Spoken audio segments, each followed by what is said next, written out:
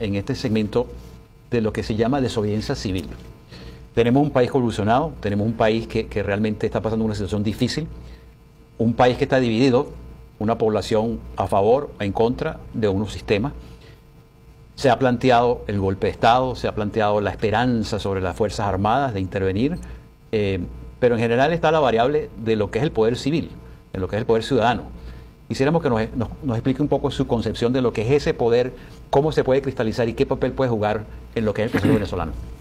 Sí, bueno, gracias nuevamente. Abordar el tema constitucional debería ser por una persona experta y ducho en la materia del derecho constitucional. Pero en este caso, como ciudadano que soy, como parte pues que fui de las Fuerzas Armadas y conocíamos mucho la connotación constitucional para el sector militar, la Constitución del 99 nos presenta un escenario del sistema político venezolano. Estructura el Estado, un Estado federal de justicia y derecho, una república federal, etcétera, y tiene 5 poderes. Y entre esos 5 poderes, ejecutivo, legislativo, el judicial y la Defensoría del Pueblo y el poder electoral, está el poder ciudadano. Entonces el poder ciudadano está subsumido por debajo de esos 5 poderes que deben tener el mismo nivel y misma autonomía para funcionar. ¿Quién ejerce el poder ciudadano en Venezuela? Lo deberían ejercer los miembros del poder ejecutivo, del poder legislativo, que son los representantes, garantizados por el poder judicial, que es el poder jurídico de la nación. Eso no existe actualmente en Venezuela. En el pasado existió con algunos detalles, pero existía. Y había instancias donde tú podías recurrir a uno de esos poderes e intervenían en el gobierno nacional, en la forma de gobernar. Eso es la columna vertebral de cualquier sistema. Desde el punto de vista constitucional, si eso no avanza, si eso no se sostiene, no existe democracia, porque no existe el equilibrio de poderes, la representación del ciudadano y el poder que tiene el ciudadano como miembro originario de esa nación que tiene esa constitución. Entonces, en Venezuela eso está apartado. ¿Qué ocurre? La Constitución establece en su artículo 350 y el 333 la potestad y mandato al poder ciudadano que cuando se considere irrespetado, desplazado o abusado del poder central o cualquiera de los poderes del Estado, tiene que expresarse. La manera de expresarse puede ser vía electoral, cambio de gobierno, vía referendo para sacar a un gobierno porque no cumple las expectativas de la sociedad, o vía protesta pública. La protesta pública no significa violencia. La protesta pública es una necesidad en cualquier sistema democrático para que el pueblo pueda decir: tú que me estás gobernando, no me gusta lo que estás haciendo. Corrige o vamos a seguir protestando. Y ese es un derecho que da la Constitución. Exactamente, un derecho ciudadano, es un derecho humano que tiene constitucional, claro, como está diciendo, pero es un derecho humano que el individuo que se sienta irrespetado, mal gobernado o que no considere que una decisión política le corresponde y lo afecta, debe protestar. Vía medio de comunicación, vía autoridades políticas del Estado, vía calle. En la actualidad, como dijimos en otro programa, el gobierno ha cerrado las vías democráticas para poder definir cuando una decisión política es buena o no es buena o es aceptada o no. Ha cerrado las opciones. ¿Qué le queda al ciudadano? Protestar. Ahora, protestar yo no quiero decir violencia conspirativa, que voy a la calle con un palo, una ametralladora, un fusil, una botella, una bomba molotov, y de repente voy a decir al gobierno: no me interesa que tú sigas gobernando. Otra cosa que hay que tener claro es que el gobierno venezolano no es democrático. El gobierno venezolano irrespetó la Constitución. El mandato constitucional está presente, pero el poder originario del venezolano, del ciudadano, está por encima de la Constitución. Está por encima, significa que yo, ciudadano, cuando considere que esa Constitución no cumple con mi expectativa, también debo protestarla. Entonces ahora hay una doble protesta: la protesta constitucional frente a lo que están violando y la protesta por quien ejerce el poder político nacional, y tiene que ser en la calle, no hay otra manera de protestar. Están cerrados todos los espacios, todas las opciones. El referéndum fue manipulado por vía de fraude, las 19 elecciones fueron manejadas por vía fraude. ¿Qué le queda al ciudadano? Protestar, y tiene que protestar, una necesidad y una obligación. En ese escenario hay un fallo. Los partidos políticos son los llamados a organizar la sociedad para protestar y para definir su orientación política. En esta situación que estamos viviendo, los partidos políticos también perdieron su espacio. Ha quedado el ciudadano solo, está comprobado. Sí. Entonces, nosotros los venezolanos tenemos que organizarnos por regiones, por empleos, por universidades, por fraternidades, para decir desde el punto de vista académico, por regiones, por municipios, por gobernaciones, de manera, por cuadras, por edificios, por condominios, organizarnos para protestar. No se puede protestar solo e individualmente frente a un gobierno totalitario. Totalitario significa control total y hago lo que me dé la gana. Utilizo las Fuerzas Armadas y policiales para reprimir y también la parte jurídica para combinar al ciudadano a que no proteste, para encerrarlo. Estamos presos en una constitución que nos da la salida y no la queremos ver, que es la protesta. Tenemos que protestar. ¿Cómo? El artículo 350 nos establece. Tenemos que asumir una posición 350 para protestar a este gobierno y a cualquiera, pero el que tenemos es este. O sea, la desobediencia es una forma de protesta. Por supuesto. Claro. Es una forma pasiva de protestar. Ahora, disculpe que lo interrumpa. Entonces, todos estos movimientos que hemos visto de estos estudiantes en la calle, unos como la teoría esa de Gene Sharp, de resistencia no violenta, y las otras que son los guariberos, los chicos que van a la calle, etcétera, eso ha sido efectivo. A mi juicio, desde el punto de vista, ha generado toda una conciencia colectiva de canalizar ese descontento. Pero al punto de hoy, esa protesta que comenzó en febrero, al día de hoy, ¿qué consecuencias o qué profundidad usted cree que tiene al día de hoy, después que hemos visto toda esta represión tan brutal y la gente ya no se atreve a hacer esa protesta masiva en la calle? La primera respuesta es sí ha sido efectiva. Sí ha sido. No en la dimensión que muchos esperamos, pero sí ha sido efectivo y elaboro sobre ello. Estuve en Washington y me dijeron allá, nosotros nos dimos cuenta realmente del problema de la dictadura en Venezuela cuando comenzamos a ver jóvenes estudiantes masacrados por la fuerza pública y un gobernante hablando de democracia. Correcto. Durante casi 3 meses estuvimos viendo y siguiendo muy de cerca, inclusive se iban a implementar sanciones a nivel regional y en Europa para combinar al gobierno venezolano a que redujera las agresiones a los derechos humanos y la desaparición forzada de ciudadanos, la mayoría estudiantes. Sí. Pero cuando observamos que después de un periodo de 3 meses, el gobierno llama a una mesa de diálogo y las autoridades políticas de la nación, viendo la cantidad de fallecidos, desaparecidos y personas que han sido reprimidas brutalmente por la fuerza pública, los militares, las Fuerzas Armadas, el alto mando militar, justificando esa acción, y se sientan a dialogar los líderes políticos, nosotros pensamos que en Venezuela hay un proceso democrático donde el poder político se sienta a dialogar con la oposición y llegan a conclusiones democráticas en un ambiente democrático. Entonces, esos protestantes no han agotado los procedimientos democráticos para protestar. Entonces, es una contradicción que se hace evidente cuando se obvia todo lo que ocurrió, se obvia o se tapa todo lo que ha pasado, lo que ha ocurrido en el pasado, medios de comunicación cerrados, persecuciones, presos, asesinatos, inseguridad, militares abusando, etcétera, etcétera, y de repente negocian y los líderes políticos cuestionan la protesta. Entonces, es una situación que no se puede entender, y así me lo dijeron. Y cuando me plantearon esta situación, de esta manera, yo me di cuenta realmente, ya porque ya yo estaba fuera de Venezuela, no estuve en el país en ese periodo, yo estoy fuera de Venezuela desde el 4 de diciembre de 2013. Entonces, me llegó a la conclusión que nosotros hemos sido excesivamente permisivos y demócratas, entre comillas demócratas, porque estamos intentando manipular un proceso totalitario que ya lleva 14 años con medidas democráticas y pacíficas. Y la violencia es necesaria, aunque la violencia sea pacífica. Y la resistencia también es necesaria, aunque la resistencia sea ofensiva. Porque al yo decir me resisto, es que yo no me debo arrastrar. Si un policía me va a agarrar a mi preso, me va a tener por alguna circunstancia y me quiere llegar obligado, yo me resisto, yo me estoy defendiendo. Entonces el ciudadano tiene que aprender a defenderse y aprender a protestar. Y la resistencia más la protesta es la respuesta de los ciudadanos vía 350, vía constitución política, frente al totalitarismo en Venezuela. Ahora, vicealmirante, ¿cuántos militares hay en Venezuela? ¿Cuál es la dimensión de la fuerza? Y de esos militares, ¿se puede llegar a un estimado de cuántos están a favor o que no estén de acuerdo con el proceso? Las Fuerzas Armadas de Venezuela, teóricamente, son el 0,28% de la población. Ese era el estimado que había cuando yo fui militar.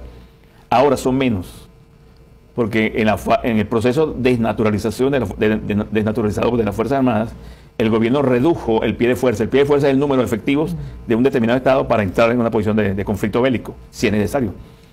La guerra es un problema político, no es un problema militar, es un efecto político. Entonces, había ese pie de fuerza. Ahora, ¿qué ocurre? El pie de fuerza disminuyó. Cuando yo era oficial efectivo, éramos 20 almirantes. Pensamos que éramos muchos, o se decía que éramos muchos. Ahora hay 200. 200. Habían 45, 50 generales de ejército en sus 2 grados, general de división, general de brigada. Ahora hay 350. en la Guardia Nacional un número aproximado, 30, 32, 35, 28, dependiendo del momento. Ahora hay 280. Aviadores habían 12 generales, ahora hay casi 100. Significa que la cúpula militar venezolana creció en mando, en autoridad. Al crecer en mando, pierde autoridad, pierde liderazgo sobre las unidades subalternas. Porque mientras más jefe, más cacique, pocos indios, dice el vulgo por ahí. Sí, sí, sí. O hay más barcos, hay más generales hay más almirantes que barcos, hay más generales que pilotos, etcétera, etcétera. Esa comparación en Venezuela nos coloca en un aproximado de 60.000 hombres en la Fuerza Armada. Un 30% más bajo que el que había en la democracia. Pero ¿qué ocurre? Están las milicias. Las milicias se están tragando a las fuerzas armadas regulares, la están disminuyendo y la están desapareciendo. Y los militares activos, que es otra de las cosas graves que ellos no se han dado cuenta, es que por ser obedientes al poder totalitario, han permitido que la institución del Estado sea tragada por las milicias que no están en la Constitución de la República. Están en la ley orgánica de la Fuerza Armada, pero no están en la Constitución, que es el mandato legal que estructura el Estado en Venezuela. ¿A quién le responden esas milicias? Le responden directamente al presidente, ni siquiera ministro. Hay 3 comandos operacionales: ministro de la Defensa, la parte administrativa de la institución, de las 4 fuerzas; el comandante operacional estratégico o estratégico operacional que comanda las unidades operativas de las Fuerzas Armadas, ejército, aviación, bases navales, unidades navales en operación, alistamiento de la Fuerza Armada para la defensa; el comando estratégico operacional, y después el comando de las milicias bolivarianas. Depende del presidente, no depende del ministro, no depende del alto mando, y él lo maneja directamente asociado con las comunas. Entonces las milicias son grupos militares entrenados para reprimir a ciudadanos, reforzados con las comunas, las misiones para reprimir a los ciudadanos que estén opuestos a este problema. Es una operación, para llamar una operación tijera, corta y separa la institución del resto de la institución del país. Pero está estructurada para que esa sea su misión específica. Esa es la misión. Y que responda al presidente específicamente. Sí, la diferencia es que como falleció el presidente, esos grupos milicianos quedaron acéfalos. Porque una cosa es Chávez, presidente, y otra cosa es Maduro, que no tiene liderazgo militar ni conoce nada de la estructura militar, ni de gobierno, pero vamos a hablar de la parte militar. Entonces, ¿qué ocurre? Estos milicianos se están utilizando en otro tipo de actividades para reprimir a los jóvenes estudiantes en la calle vestidos de militar. Y lo grave de todo esto es que estos generales y almirantes, que son la cabeza y la cúpula castrense del país, han permitido cubanos, milicianos y ellos agrediendo a los ciudadanos.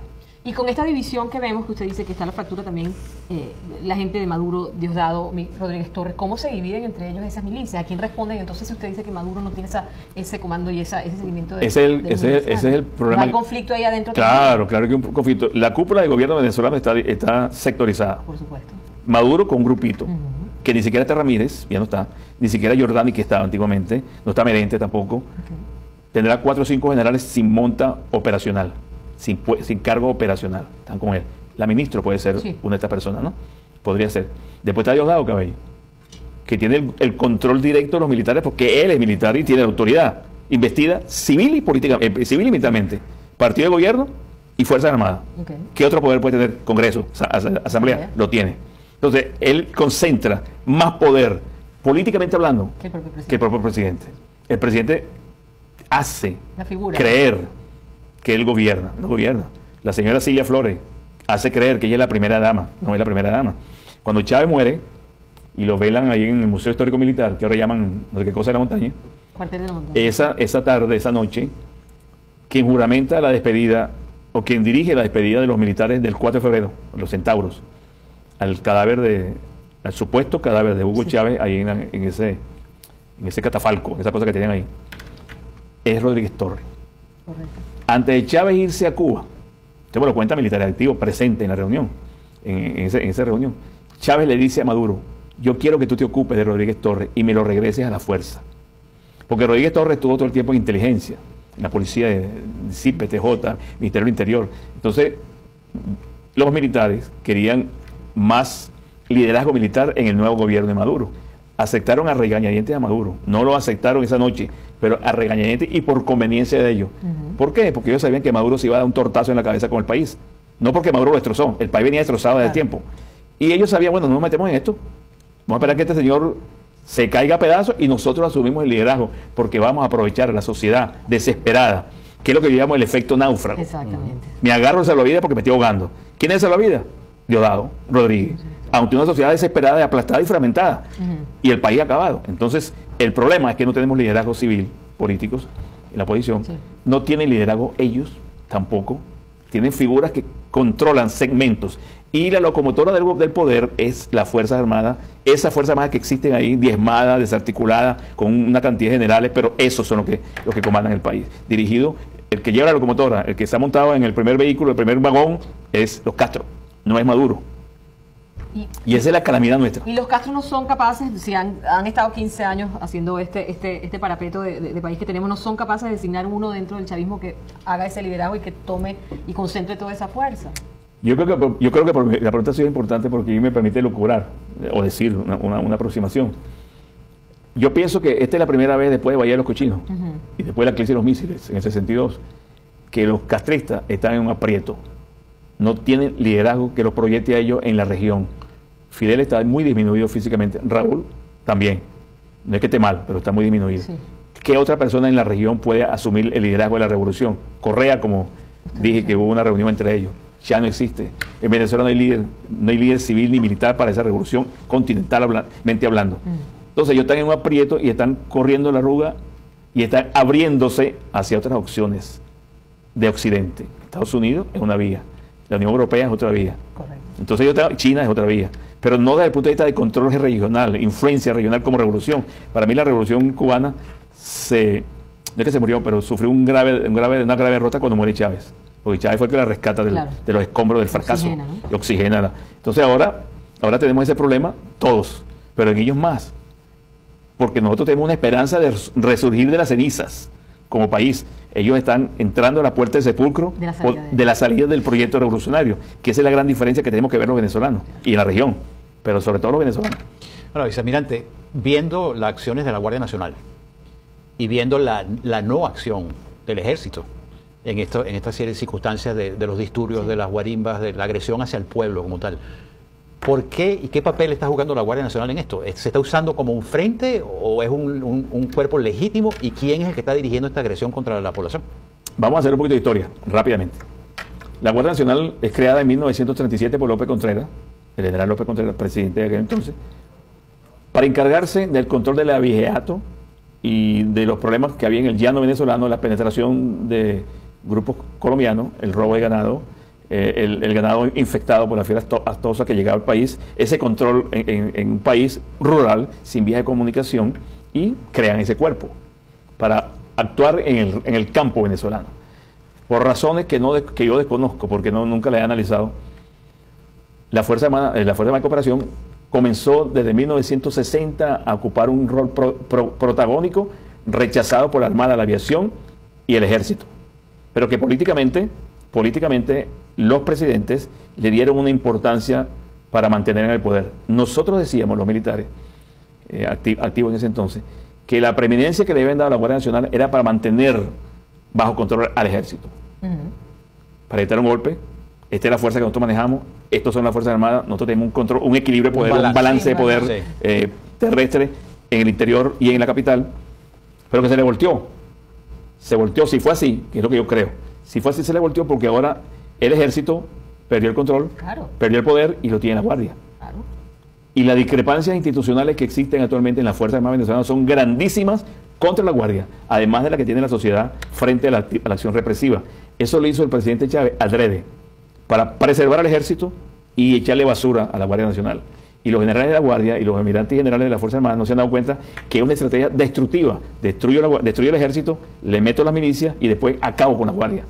No puede acabar con la Marina porque el espacio marítimo nuestro es muy grande. Es 500.000 de kilómetros cuadrados de mar territorial. Y la Fuerza Aérea tiene una tarea muy importante estratégicamente hablando, que son las únicas fuerzas estratégicas, la aviación y la Armada, en Venezuela. Entonces resulta que esas contradicciones institucionales de Fuerza Armada, lucha por el poder, eliminar el poder de uno para hacerlo al otro, ha sido contraproducente y será contraproducente para el futuro de la seguridad y defensa nacional, no para la democracia. Porque lo que nosotros perdimos con la forma como Chávez manejó y destruyó la institución es que perdimos capacidad de defensa. A nosotros nos viene una invasión de hormigas y nos derrota. Claro. Estas Fuerzas Armadas nuestras ni siquiera pueden con una invasión de hormigas, porque no están calificadas, no están preparadas. La última operación militar que se hizo en Venezuela fue en 1989, la Operación Libertador. Desde 1989 hasta el presente han transcurrido casi 28 años. Ninguna operación militar a nivel nacional se ha llevado adelante. ¿Por qué? Estos generales y almirantes carecen de la especialidad y carecen de la experticia para No gobernar tienen el el país. No tienen entrenamiento. Ni el Entonces, conocimiento. perdimos seguridad y defensa. Recuperarla no es eliminando a las Fuerzas Armadas, es regresándolas a su estado constitucional y que cambie la concepción de la Fuerza Armada. Fuerza Armada como un bien público, que no dependa del presidente, sino dependa de la estructura de poder, Tribunal Supremo y los poderes públicos. Y aparezca en la Constitución como una Fuerza Armada que no depende del presidente. El control, el comandante en jefe, sí, yo voto por el presidente, y al votar por él, es presidente de la República.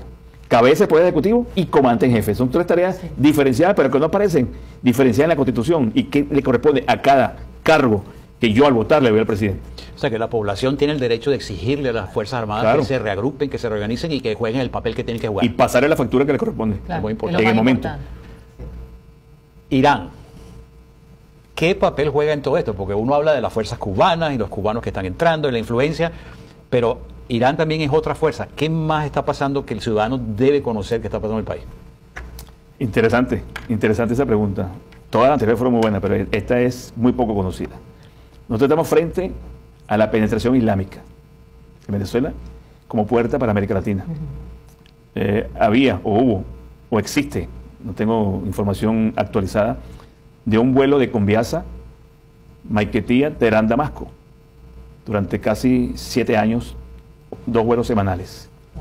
Llevaba venezolanos del gobierno a pasar temporadas de vacaciones en algunos de los países y traía material para Venezuela e iraníes o personas de la zona, sirios, libaneses, líbicos, asociados al terrorismo mundial, asociados a las fuerzas enemigas de Occidente en esos países, que llegaban a Venezuela con pasaporte e identificación venezolana, inclusive en el avión. Porque una persona que venía en esos aviones me contaba a mí periódicamente lo que ocurría, inclusive los aviones no comandados o no tripulados, que compró 42 aviones que le compró Venezuela a Irán, vinieron en ese avión. Ese avión pernoctaba en Madrid hasta que el gobierno español lo sacó de Madrid y ahora no sé dónde pernocta, por razones políticas, y fue Zapatero el que le prohibió la permanencia de ese avión en España, por alguna razón. Sí. No es porque ocupaba espacio ni se llevaba la gasolina. Pero claro, eso no se supo ni se manejó. ¿Qué ocurre actualmente? Una penetración iraní, islámica, digo yo, donde tienen la fábrica de cemento, o la fábrica de cemento, tienen una fábrica de tractores que no fabrica tractores, tienen una fábrica de bicicletas que no se justifica volar casi 15.000 kilómetros para tener una bicicleta construida en Irán cuando la pueden fabricar en Colombia, o en Venezuela cualquier empresario puede fabricar bicicletas porque no tiene ninguna ciencia, adelantos tontos técnicamente, que se consigan aquí en los Estados Unidos o en Occidente.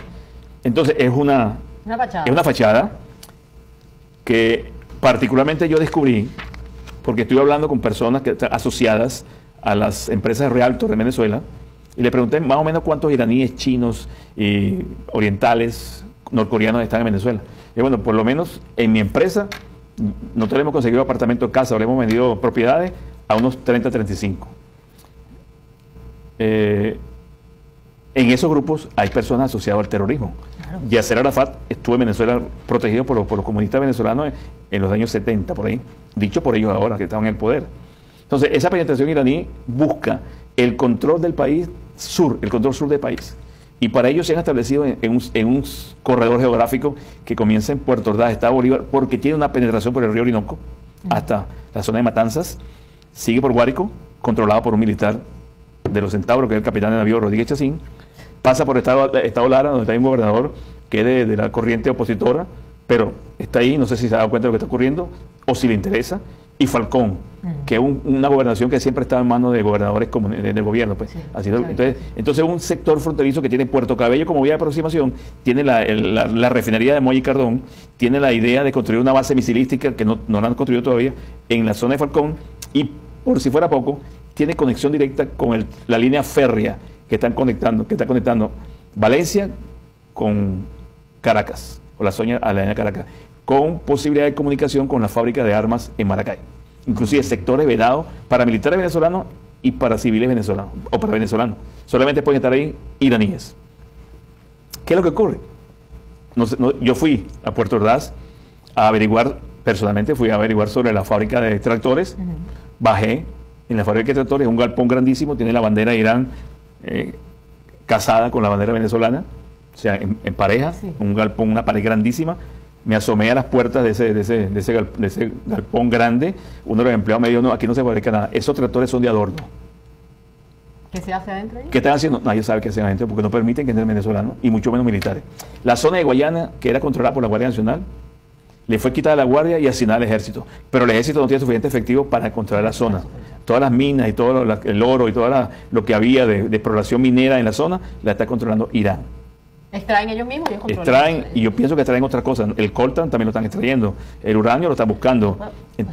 Exactamente, para el uso pacífico, entre comillas, de la energía nuclear. Claro. Entonces resulta que nosotros los venezolanos estamos siendo pasto de una invasión y de intereses extracontinentales, porque falta incluir a los rusos, falta incluir a los norcoreanos, falta incluir a los sirios, falta incluir a los cubanos también.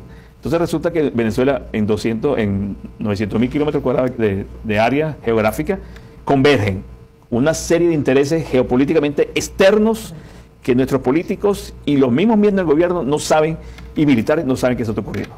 Esta es una información procesada y recogida con personas que conocen y hablan con uno y lo llaman por teléfono.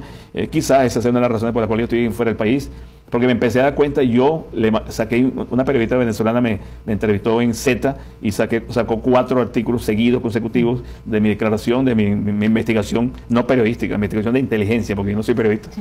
Entonces, resulta que están tratando de tapar todo lo que ocurre ahí, pero es un hecho. Porque está sucediendo. Está sucediendo, y es más.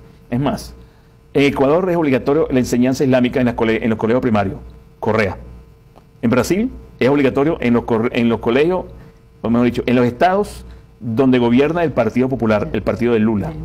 Y en Venezuela todavía no ha llegado, pero no nos sorprenda que va a llegar la persecución a la población judía, la persecución antisemita, la invasión a la sinagoga, las amenazas que no sabemos porque no hay información periodística, y cosas que le ocurren a esas poblaciones que se han ido del país. De 14.000 familias que habían de origen hebreo en Venezuela, quedan como que son 5.000. Sí. O sea, se han ido las empresas y todos se han ido cerrando y se han ido porque ven un Estado forajido, un Estado fallido que afecta a sus personas, a su familia. Y yo tiene experiencia de la guerra, de la persecución israelí por siglos. Por esa corriente que ahora están entrando a Venezuela. Nuevamente. Yo sé, que se recicla, ellos ¿no? Sí, es reciclar un Pero objetivo. Latinoamérica ahora es el continente fértil para eso. Y cuando tú te pones a analizar lo que dicen algunos musulmanes radicales, ellos son enemigos de Occidente y van por Occidente a eliminar a todo lo que sea Occidente. O sea, nosotros estamos metidos en ese círculo de enemigos. Que sea cierto o no, bueno, no se sabe. Pero si tú no estás preparado para ello, te sorprende el enemigo como llegaron ellos al poder. Ahora, los Estados Unidos, como ente predominante en el hemisferio, tiene la doctrina Monroe, que obviamente es una doctrina muy fuerte que se aplicó también con la época de los misiles cubanos, que cualquier amenaza continental se considera pues como una amenaza hacia los Estados Unidos y que ellos van a defenderlo. Usted ha estado en Washington, ha hablado con distintos niveles de personas. ¿No hay conciencia de que esto está pasando en las narices de ellos y que esto puede llegar a ser una amenaza irrevocable contra los Estados Unidos? Sí hay conciencia, sí saben. Pero ellos en este momento no lo consideran una amenaza. No es prioridad. En este momento. La amenaza de la democracia en Venezuela, ellos la ven inclusive lejana, porque hay diálogo. Y si hay diálogo, hay posibilidad de que reverdezca la democracia. Yo le dije con los que he hablado, le dije, bueno, geopolíticamente el hemisferio ha cambiado desde 1992 a esta parte. La penetración extranjera extracontinental, contraria a la política de Monroe, es evidente. Y me han dicho, me dijeron, no se preocupen, nosotros estamos conscientes de eso. ¿Qué pienso yo? Como latinoamericano y como venezolano y militar que soy. El Estado norteamericano mantiene una estrategia, los enemigos fuera de nuestras fronteras. Ellos no permiten que en su área geográfica de compromiso de seguridad de ellos, de aquí el territorio continental, entren potencias extranjeras. Y ellos lo manejan políticamente con Rusia, con esos países, con Inglaterra, la guerra de las Malvinas, la crisis de los misiles, etcétera, etcétera. Pero yo veo que los norteamericanos al final van a utilizar el poder militar, que es el último recurso que les queda para hacer cumplir o respetar sus problemas de seguridad y que nosotros no hemos sido capaces de solventar. Esa es una razón más, a mi manera de ver, de exigirle a los venezolanos que se organicen para evitar que seamos pasto de una invasión y seamos teatro de un conflicto que no nos pertenece, que no nos interesa y que por la locura de estos ignorantes nos están llevando a ese espacio de conflicto muy peligroso. Peligroso, que podría ser, yo no lo quiero decir de esta manera, pero podría ser el inicio de una segunda guerra fría. Porque ya no está la Unión Soviética directamente, pero de repente vemos a Putin en Argentina, Putin en Cuba y rusos aquí flota soviética en el Caribe, barcos y aviones soviéticos, rusos en Venezuela, aviones Sukhoi vendidos y militares en Venezuela. ¿Quién opera esos aviones? ¿Quién los mantiene? ¿Son los aviadores venezolanos? Posiblemente sí, posiblemente no, porque la mayoría se han ido de baja porque no aceptan lo que está ocurriendo militarmente en el país, la Fuerza Aérea Venezolana. Entonces, este problema que casi nadie toca, que casi nadie conoce o le interesa conocer, es un problema tan grave como el narcotráfico, un problema tan grave como la presencia extranjera de cubanos en Venezuela, y que nosotros tenemos que tener la seriedad de analizarlo. Los problemas de seguridad y defensa, los problemas de seguridad de Estado en Venezuela siempre se han manejado por un grupito de militares y un grupito de políticos que les gusta conocer, pero no han desarrollado una capacidad intelectual y democrática que discuta y debata los problemas de seguridad, donde las Fuerzas Armadas son parte de ese problema. Ahora, si Putin, yo tengo mi teoría, Putin se le metió en el vecindario de los Estados Unidos y se hizo amigo de los vecinos. ¿Qué capacidad, si el ciudadano de a pie no entiende eso y nuestras Fuerzas Armadas, digamos, están tan comprometidas con el proceso, bien sea por corrupción, por componente política, por supervivencia, lo que sea, qué es lo que puede detonar que todo ese movimiento izquierdoso y toda esa interferencia china, iraní, cubana, deje de serlo o comience a revertirse de alguna manera? ¿Dónde está la palanca? ¿Cuál es el detonante que va a hacer que ese movimiento de alguna manera se revierta? No estamos hablando de ahora, va a tomar mucho. Yo no quiero ser pesimista, porque mi condición natural es de ser optimista y proactivo en lo que yo hago e intento hacer. Me asalta la duda y la impotencia cuando yo encuentro que las personas que me han conocido y saben que yo hablo de estos temas, así como tú me estás preguntando en este momento, ignoran esta realidad, la ignoran. A lo mejor no les interesa, porque el objetivo es una alcaldía, una gobernación, un puesto de poder, posible. Pero cuando despierten de este espejismo que nos está envolviendo a la mayoría de los venezolanos, nos daremos cuenta que perdimos la oportunidad de defendernos bien. En estas conversaciones que yo he hecho en el extranjero, no solamente con los norteamericanos, cuando me preguntan, así como usted, como tú, ¿qué hacer? ¿Qué nos espera? ¿Qué pediría usted como venezolano y que maneja o conoce esos temas? Yo le pediría a la OEA, Naciones Unidas, que estén muy presentes en lo que está ocurriendo en Venezuela y en la región. Que llamen a los políticos venezolanos, a todos, a que se unan en la defensa continental de Venezuela. Fíjate bien, defensa continental, o sea, en el escenario nuestro, geopolíticamente hablando, continental de Venezuela. Porque lo nuestro irradia hacia Colombia obligatoriamente, y hacia Panamá, y hacia Perú. Y de repente, fíjate lo que pasó ahorita en Aruba con el señor Carvajal. Digo señor, puede decir una palabra. Bueno, entonces, yo le he dicho que la OEA, Naciones Unidas y organismos multilaterales se pongan un ojo en lo que está ocurriendo en Venezuela. Segundo, que los políticos venezolanos se unan. Pero se unan de verdad, no por interés de COPEI, AD, Primera Justicia o los comunistas, no. Que se unan para salvar el país. Y tercero, que nos ayuden a evacuar en menos de 72 horas a todas esas nacionalidades que están en el país. Ese es un puente militar que tienen que tener México, Brasil, Argentina, Colombia, quizás Perú y Chile, no los americanos. Porque se puede ver como imperialista y la cosa, ¿no? Pero tiene que haber, y la oposición tiene que adelantar. Quienes en Venezuela dirijan la oposición tienen que adelantar en esos países. Inmediatamente hay una crisis política, inmediatamente hay un problema grave en el país, esos grupos militares o civiles, terroristas o no, pero de otros países que han llegado en estos últimos 14 años, que tienen identidad venezolana, pasaporte venezolano y tienen poder en Venezuela, que sean evacuados inmediatamente porque son enemigos de la región, no solamente de Venezuela. Bueno, quisiéramos darle las gracias, vicealmirante, por su presencia aquí y ponerle nuestra plataforma a su orden, y quisiéramos pues aprovechar estos últimos minutos que nos quedan para que usted le dirija su mensaje a nuestra audiencia y le dejamos las cámaras abiertas pues para su expresión. Bueno, Frank y Glenda, yo primero que todo les agradezco esta oportunidad que me han vuelto a dar para dirigirme a los venezolanos en el extranjero y a los que nos escuchen en todas partes del mundo, porque a través de internet nos escuchan en todas partes y nos ven en todas partes del mundo. Pero este mensaje que usted me da la oportunidad de dirigir, primero que todo es a los militares, que son ciudadanos. El militar venezolano tiene que darse cuenta que por culpa de ellos, por acción o por comisión, Venezuela ha perdido su seguridad y los venezolanos perdieron la confianza en lo que éramos los militares de la democracia. Esto no es un dicho por llenar espacio ni por hablar tonterías, es una realidad demostrada durante casi 40 años.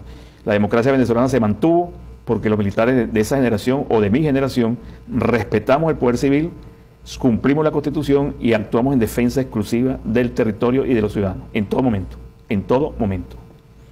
Hay eventos que demuestran eso.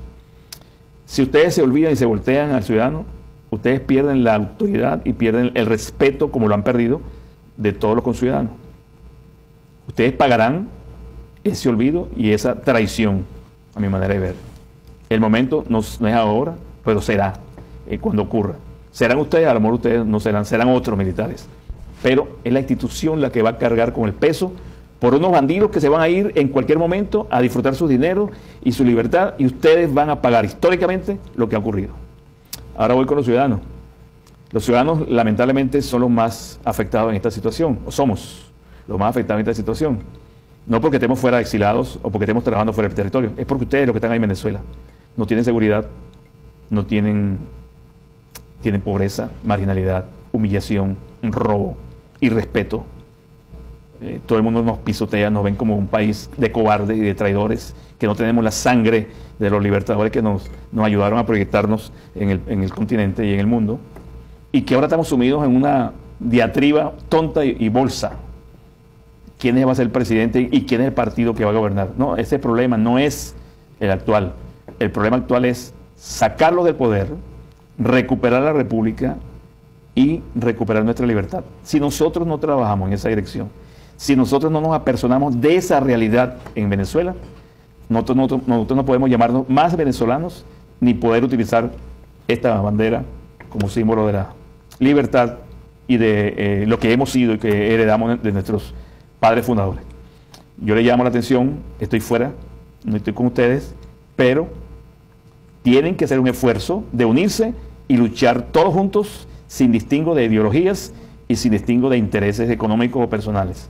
Es el país que se pierde y es el país de todos los venezolanos que se está perdiendo. Tienen que trabajar por eso, tenemos que trabajar desde donde estemos. Un saludo a todos, un abrazo fraterno y que realmente la sinceridad y la sensatez nos acompañen en lo que hagamos a partir de ahora. Gracias a todos.